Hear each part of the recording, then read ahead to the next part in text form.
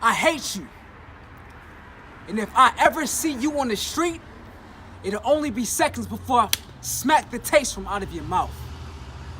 It's the same mouth that's connected to a face they say I resemble.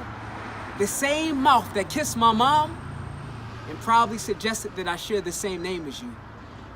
As if I'm some type of trophy that you pretend to be proud of, but then you stick on the shelf and you forget that's there. You were never around. So why would you ever dare to try to pull a cameo appearance after all these years? As if the pain that you caused from a gunshot, bah, can be automatically healed by a Band-Aid in the form of a visit. You know, I watched my mom give her last. I watched her struggle under the weight of bills that you should have been there to help her carry. Because of you, I was forced to be the man of the house, wearing shoes that my feet were too small to fill. You see, I know how it feels to be the only child of a single mom working overtime hours at a job where all of her time was spent. Partially because my dusty 5th grade pockets were too dry to help her pay the rent. Life without you became the norm, all the way up until the phrase "out of sight and out of mind" began to perfectly describe how life became with you cut from out of the family picture.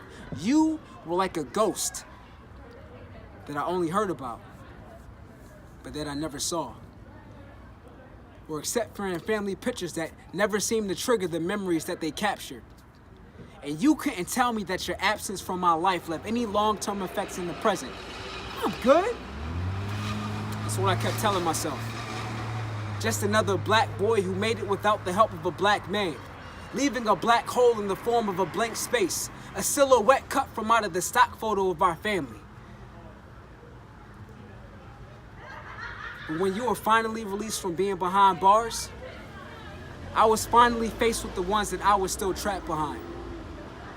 You see, unforgiveness was a cage that I made my home in. Even after meeting the Lord and knowing His freedom, my emotions were still locked inside of a prison, not realizing that I was serving a life sentence as a direct result of my decisions. I was only bullying my feelings and beating them down.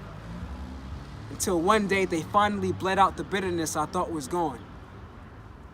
For the first time, I realized the healing I needed was more than skin deep.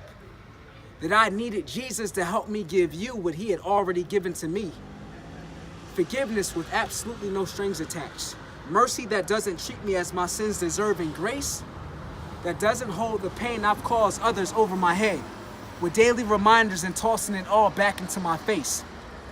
So now as I sit and as I trace the lines of my story, I've come to realize that the design has always been drawn out for God's glory. He's the mastermind who masters and arranges the events of our lives, plays them out in small clips in the movie until it ends, and His name is the only one that gets to rise up in the credits. So now, I can say that I love you. And if I ever see you on the street, it'll only be seconds before I embrace you as my dad. Forgiven.